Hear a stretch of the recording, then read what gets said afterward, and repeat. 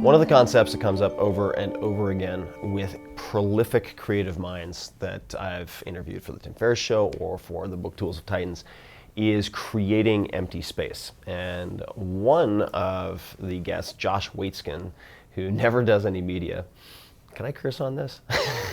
Yeah, he always texts me with profanity-laden SMSs because I'm the only one who can pull him out of his cave to do media. But he is best known perhaps as the chess prodigy, and I'll explain why I put that in air quotes, besides how funny it looks on camera, that formed the basis, or who formed the basis for Searching for Bobby Fischer, both the book and the movie. He was a very well-known chess player and continues to be an incredible chess player, but he has applied his learning framework to more than chess. So he was a world champion in Tai Chi push hands. He's the first black belt in Brazilian Jiu-Jitsu under the phenom, probably the best of all time, Marcelo Garcia, who trains in New York City. I think he's a 9-time world champion, something like that. And he's now tackling paddle surfing, and he can apply to just about anything. He works with some of the top financial minds in the world, hedge fund managers and beyond. The best of the best, top 1%. So, why? What are the principles that he shares? One of them is creating empty space, cultivating empty space as a way of life, and these are all tied together, so I'll mention another one.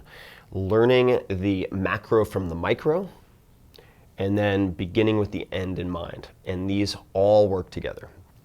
So I'll explain, in fact, the last two first. Josh learned to play chess, or I should say, more accurately, was coached by his first real coach in the opposite direction when compared to most training and most chess books. He was taught in reverse. So what does that mean? He began with the end game and with very few pieces. So they cleared all the pieces off the board instead of starting with openings, meaning what do you do first, the first 5 to 10 moves. Started with the end game, with king and pawn versus king. What does this do? Well, this forces you to focus on principles like opposition, creating space, zugzwang, which is a principle of forcing your opponent to do anything that will destroy their position, or anything they can possibly do will worsen their position.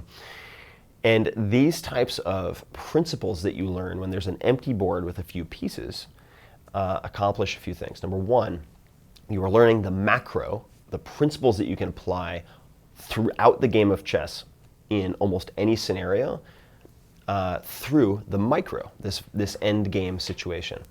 And these principles are adaptable. You become a machine that can bob and weave with the circumstances very effectively. Compared to that, as Josh would put it, if you're memorizing the openings, okay, and this might be like memorizing recipes if you're learning to cook, you're effectively stealing the answers from the teacher's guidebook to a test, and you'll be able to beat your friends for a while, and maybe even be considered a pretty decent chess player, but on a deep level you don't understand the game, and you'll hit a ceiling and you will never progress past that, and you'll get beaten by really good players. So that can be applied to, for instance, Brazilian Jiu-Jitsu. Josh taught me basically all of the most important principles of Jiu-Jitsu through one move. At the end game, which is a choke called the guillotine, which Marcelo is famous for. His version is called the Marcelo-tine, but it's effectively like this. You're choking someone's head in here, and he has a weird way of doing it where he puts his forearm on top of your shoulder. It's pretty wicked. If you want to be put unconscious, you can go to that gym and experience that yourself. But that can also be applied to many, many other things. For instance, if you're trying to build a startup, all right, this is a common, trendy thing to do these days, and I think everybody should start a business at some point. But in the startup game in, say, Silicon Valley, where I live, if you're going to go into the venture-backed world, well, you and your founder better think a lot about the end game, and you should definitely have an agreement, at least a working agreement, a tentative agreement, on what type of exit, say, acquisition offer is acceptable to you. If those end goal components aren't in place, then it's just a slow motion train wreck waiting to happen. And how might you do that? Well, if you're trying to learn the macro from the micro, you could think about what the acquisition agreement might look like. So you could talk to lawyers, get a sample template agreement, and look at the provisions, look at the clauses, and then reverse engineer it so that when you're forming the company, when you're hiring employees, your decisions at that point make it possible to have that contract at the end. This is another example. Micro, maybe it's a 10, 20-page document. Macro, building a company that gets acquired by a much, much larger company. So that is learning the macro from the micro. Another example, just because I brought up cooking, would be, say, choosing a recipe that involves 2 or 3 primary techniques and perhaps 3 to 5 primary ingredients that apply in many, many, many different dishes. So you're learning principles of, say, flavor combination, principles of using convection versus shallow frying or sautéing versus steaming, okay, that apply across the board.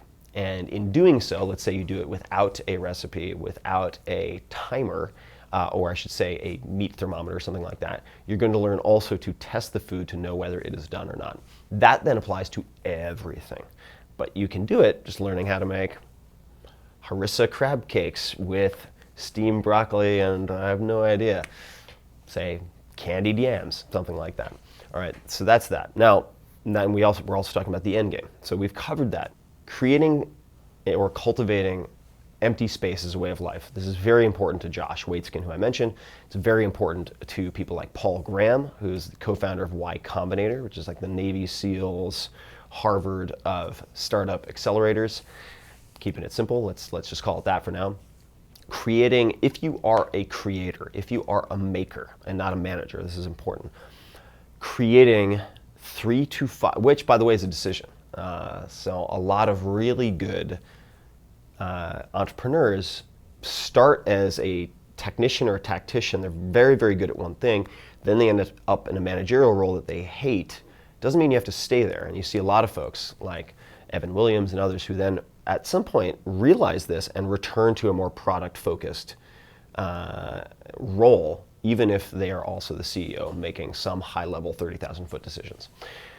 Okay, but if you are a maker, if you've decided to be a maker, if you just happen to be a maker or a creator, let's call it 3 to 5 hour uninterrupted blocks of time are extremely critical. If you want to connect the dots, if you want to have the space to allow yourself to have original ideas, or at least original combinations of ideas, you really need to block out that time and protect it at least once a week. So in Tools of Titans, there are many people who do this. Ramit Sethi, for instance, was a very, very successful multi-million dollar business that he built out of a blog he started long ago in college, which was very, very niche in its focus.